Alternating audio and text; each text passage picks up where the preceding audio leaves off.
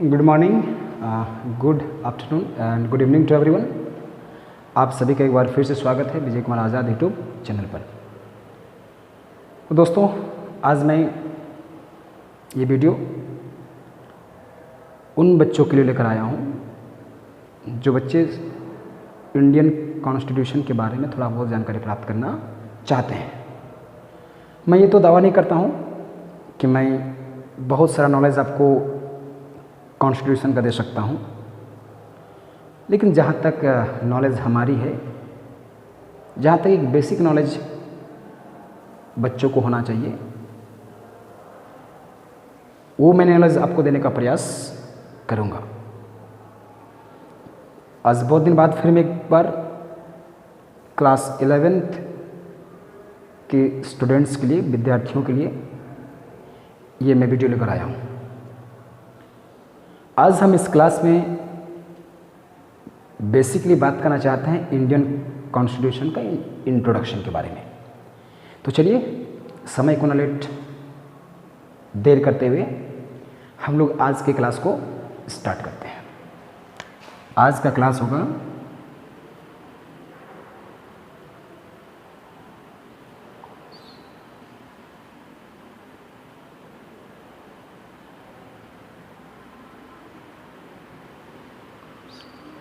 Indian, that means constitution, संविधान।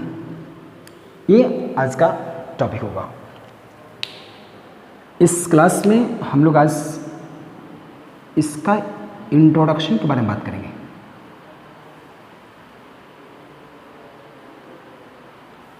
मुख्यतः आज का पृष्ठभूमि में आज का जो वीडियो है वो खास करके जो संविधान का जो इंट्रोडक्शन है, जो परिचय है, उस पर हम चर्चा करेंगे। आखिर कॉन्स्टिट्यूशन है क्या, संविधान किसे बोला जाता है,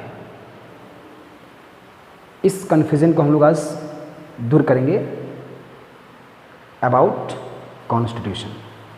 तो चलिए, क्या है कॉन्स्टिट्यूशन? इसमें कुछ क्वेश्चन, कोई भी टॉपिक आप अगर लाइफ में पढ़ेंगे तो 2-4 वर्ड का ही आपको चर्चा करना उचित कहता है, और वही 2-4 वर्ड्स के माध्यम से ही, उसी 2-4 वर्ड के इर्द गिर्द ही एग्जाम्स में क्वेश्चन पूछे जाते हैं। वो वर्ड क्या है? वर्ड से है। वर्ड क्या है? Why, who, how. किसी भी टॉपिक को हम लोग पढ़ेंगे, बस इन्हीं वर्ड्स को फोकस करने की ज़रूरत है। और मुझे लग रहा है कि क्वेश्चन जब भी पूछेंगे एग्ज़ाम में, जब भी क्वेश्चन पूछे जाते हैं एग्ज़ाम में, तो शायद इन्हीं वर्ड्स के इर्द गिर्द, इन्हीं वर्ड्स के अराउंड क्वेश्चन पूछे जाते हैं। तो आज का लेक्चर जो हमारा होगा, वो लेक्चर एक्चुअली बेसिकली वर्ड पर होगा, और बाद बाकी हम आगे का वीडियोज़ में, आगे का लेक्चर में चर्चा करेंगे इस बात का। तो हम लोग आज बात करते हैं वर्ड क्या है इंडियन कॉन्स्टिट्यूशन। चलिए, सबसे पहले इसको हम बोल सकते हैं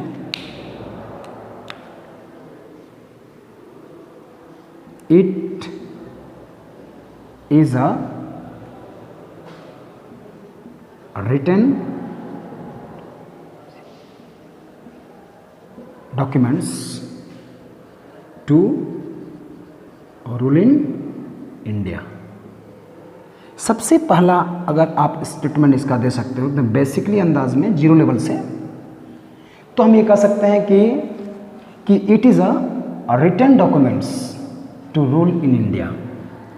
मतलब ये एक लिखित दस्तावेज है, लिखित रूल्स है, और यही रूल के माध्यम से, इन्हीं रूल के माध्यम से हम देश में रूल करते हैं, देश को रूल करते हैं, सरकारें चलाते हैं। क्योंकि सरकार जो चल रही है वो आपके देश का संविधान के अकॉर्डिंग ही चल रही है। ऐसा नहीं कि संविधान के दायरे से बाहर जा करके या संविधान के दायरे से हट करके इस देश का सरकार को चलाया जा सकता है या तो चलाया जाता है। जब भी सरकार चलती है, सरकार नहीं विशेष रूप से जिसकी मैं बात करूं, अगर एक स्कूल की बात करूं, अगर एक कॉलेज की ही बात करूं, अगर एक क्लासरूम की ही बात करूं, अगर आप अपने जीवन को ही ले लो, तो जब भी आप अपने जीवन एक रूल, एक अनुशासन के दायरे से बाहर होकर जब काम करेंगे तो आपका जो परिणाम होगा वो कहीं ना कहीं गलत होगा। तो इसलिए सरकार को चलाने के लिए, सरकार को रन करने के लिए हम लोग को कुछ रूल्स की ज़रूरत है, और वो रूल्स हमारे कॉन्स्टिट्यूशन से मिलता है। इसलिए हम कह सकते हैं कि it is a written documents to rule in India. ये एक लिखित दस्तावेज है, लिखित रूल्स हैं, और यही लिखित रूल्स इस देश के सरकार को चलाने में, इस देश को चलाने में अहम भूमिका निभाती है। चलिए हम सेकंड पॉइंट पर बात करते हैं। इसकी दूसरी पॉइंट क्या है? इसकी दूसरी पॉइंट है इट प्रेजेंट्स या तो represents our freedom. That means हम ये कह सकते हैं, एक मिनट रुकिए, मुख्य रूप से हम बोलेंगे कि इट रिप्रेजेंट्स आवर फ्रीडम। तो it represents our freedom, that means ये कॉन्स्टिट्यूशन ही है जिसके माध्यम से हम अपने फ्रीडम को रिप्रेजेंट कर सकते हैं, रिप्रेजेंट करते हैं। दैट मीन्स हम स्वतंत्र हैं, हम पूर्ण रूप से आज़ाद हैं। इसकी प्रमाण, लिखित प्रमाण अगर कहीं से हमें प्राप्त होती है तो इंडियन कॉन्स्टिट्यूशन से प्राप्त होती है।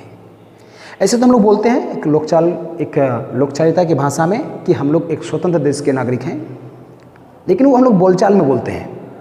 लेकिन अगर इसका लिखित प्रमाण और रिटन एविडेंस अगर कहीं से प्राप्त होती है तो इस देश का कॉन्स्टिट्यूशन जो है, इस देश का संविधान जो है, उसी के माध्यम से हम ये प्राप्त करते हैं, उसी के माध्यम से हमें जानकारी मिलती है कि हम एक स्वतंत्र, दैट मीन्स फ्रीडम, देश के नागरिक हैं, देश का सिटीजन है।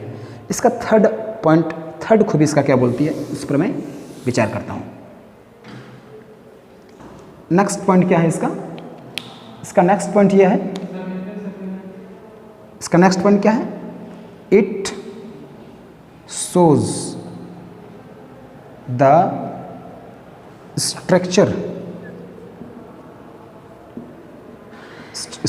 of the government।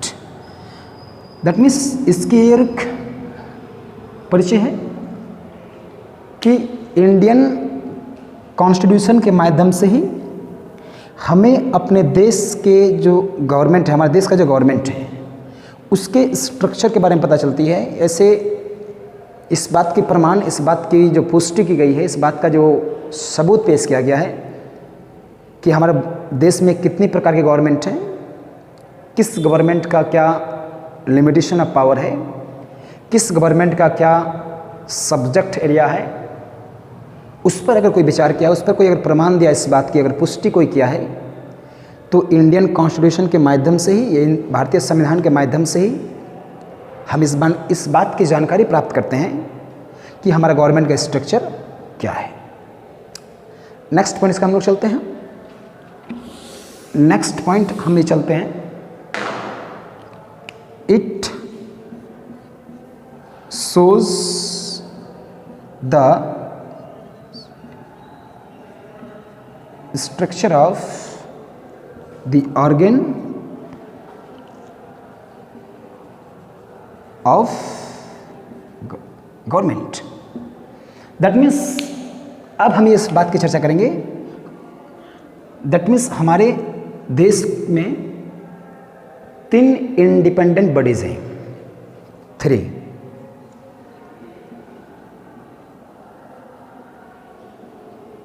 Dependent bodies हैं।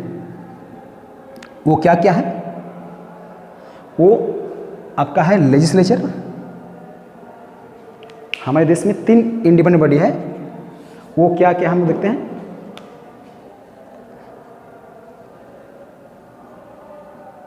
दूसरा एग्जीक्यूटिव, और तीसरा को हम लोग बोलते हैं जुडिशियरी। तो हमारे देश में 3 इंडिपेंडेंट बॉडी है, दैट मीन्स ये स्वतंत्र इंस्टीट्यूशन या तो स्वतंत्र, इसको हम लोग भाग बोल सकते हैं इस गवर्नमेंट का, जो एक दूसरे से स्वतंत्र है और उसकी उस बात की प्रमाण जो कोई करता है तो कौन करता है? कॉन्स्टिट्यूशन करता है। अब बात आती है कि सर ये लेजिस्लेचर क्या है, एग्जीक्यूटिव क्या है और जुडिशरी क्या है। इसके लिए मैं एक अलग से वीडियो बनाऊंगा, लेकिन आज मैं सिर्फ और सिर्फ इंट्रोडक्शन पर फोकस किया हूँ। तो इस देश में there are 3 independent body in our country in the government's part. These are the part of the government, but these are independent, which presents the evidence by the constitution.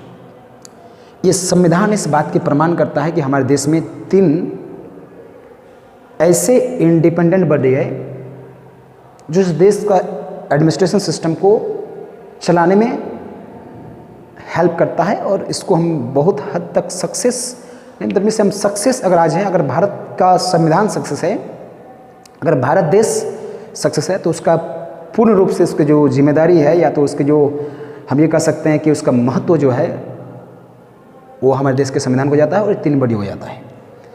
अब एक बहुत ही अच्छे सवाल हमारे मन में आ रही है कि सर इस वर्ड को लिया कहाँ से गया है, इस वर्ड को किस भाषा से लिया गया है।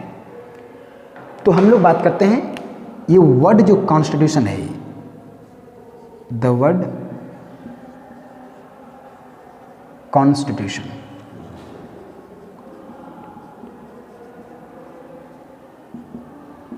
ये वर्ड कॉन्स्टिट्यूशन को लैटिन वर्ड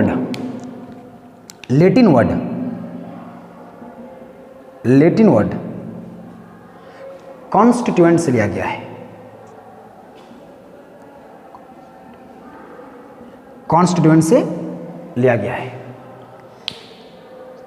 कॉन्स्टिट्यूशन वर्ड जो आया, उस वर्ड की उत्पत्ति किस भाषा के आधार से हुई? उस वर्ड की उत्पत्ति लैटिन लैंग्वेज के आधार से हुई। और लैटिन में एक है, इसको बोलते हैं कॉन्स्टिट्यूएंट। इसी वर्ड के माध्यम से, इसी वर्ड के द्वारा हम एक वर्ड बनाए, इसका नाम हमने दिया कॉन्स्टिट्यूशन। अब एक बात फिर से हमारे मन में आ रही है कि सर ये वर्ड जो कॉन्स्टिट्यूशन है, इसका मीनिंग क्या होता है? इस वर्ड का मतलब होता है ग्रुप ऑफ रूल्स। उसका मीनिंग होता है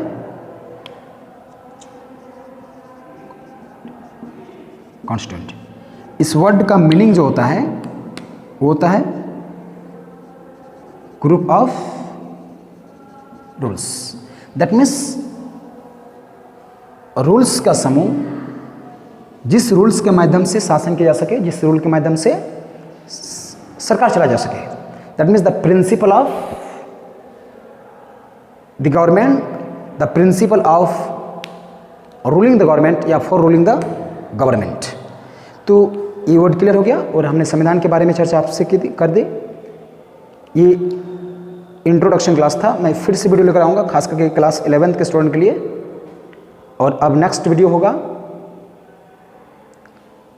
क्लास 11th के first lesson constitution why and how पर होगा, इस पर हम विचार करेंगे।